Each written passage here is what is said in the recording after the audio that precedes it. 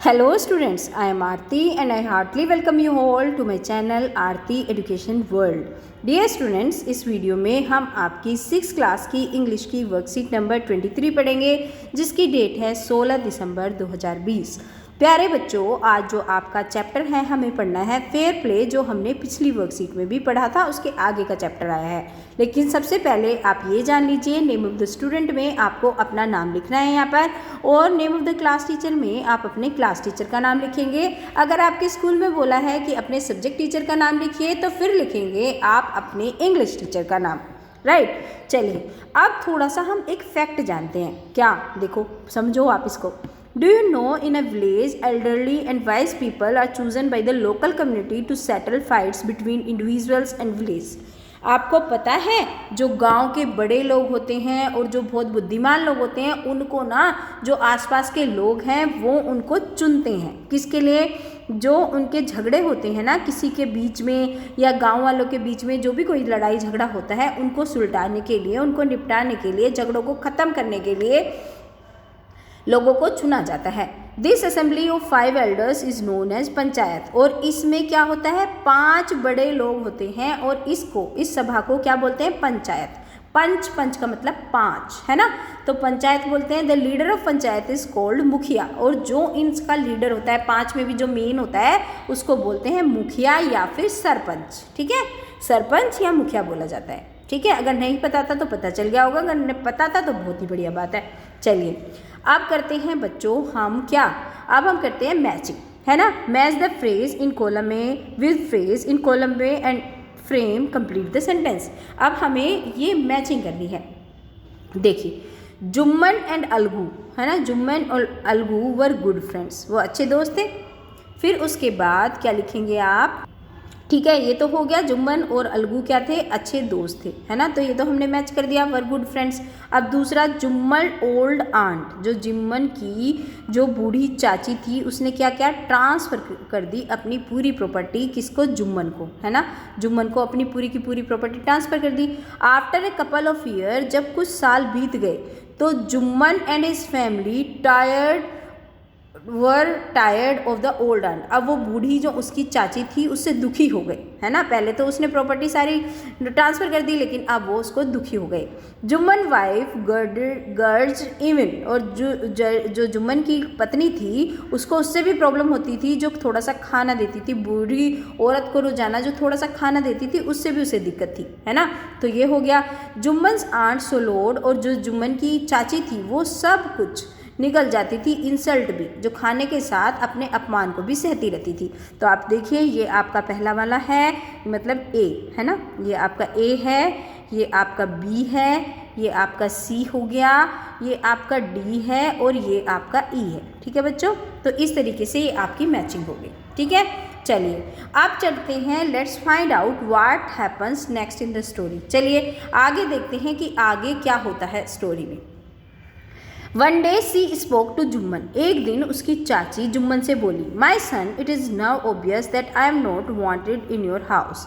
मेरे बेटे, अब ये बिल्कुल ज़रूरी हो गया है, ये दिखाई दे रहा है कि मैं अब तुम्हारे घर में नहीं रह सकती। Kindly give me a monthly allowance so that I can set up a separate kitchen. वो कहता है कि कृपया तुम मुझे ना, उसकी चाची बोलती है जुम्मन को, क्योंकि वे खाना भी नहीं उसको ठीक से दे पा रहे थे, कि तुम मुझे अलाउंस का मतलब है कुछ पैसा दे दो, जिससे कि मैं अपनी अलग से किचन बना लूँ, अपना खाना खुद बना लूँ।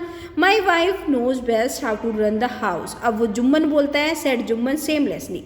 जुम्मन ने बिना बेशर्मी के साथ कहा, शेमलेसली, बेशर्मी के साथ कहा कि मेरी वाइफ को पता है कैसे घर चलता है। This made his aunt very angry. अब उससे उसकी जो चाची है उसको बड़ा बुरा लगा, गुस्सा आ गया उसको। And she decided to take her case to the village panchayat, और उसने निश्चय कर लिया कि अब मैं इस केस को पंचायत में लेके जाऊंगी। फॉर मैनी डेज, बहुत दिनों तक, the old lady was seen talking to the villager explaining her case.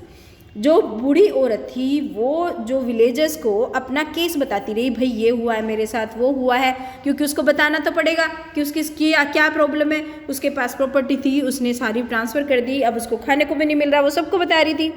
And seeing their support, और वो चाहती थी कि वो उसको सपोर्ट करे, अगर कुछ पंचायत में बात जाए तो लोग उसको सपोर्ट करें।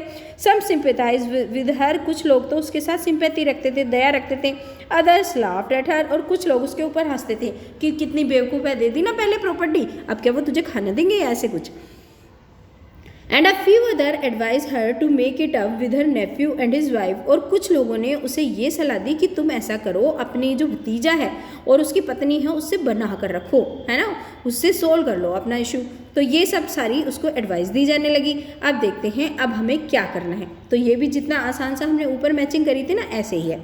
On the basis of your reading, जो आपने पढ़ा उसके हिसाब से आपको सही शब्द ढूंढना है हेल्प बॉक्स में से और मैच करना है, ठीक है। स्पेस प्रोवाइड में यहाँ पे लिख देना है। तो अलाउंस का मतलब मैंने आपको बताया था क्या होता है, एन अमाउंट ऑफ मनी। तो यहाँ पे क्या लिख देंगे आप, यहाँ पे लिख देंगे एन अमाउंट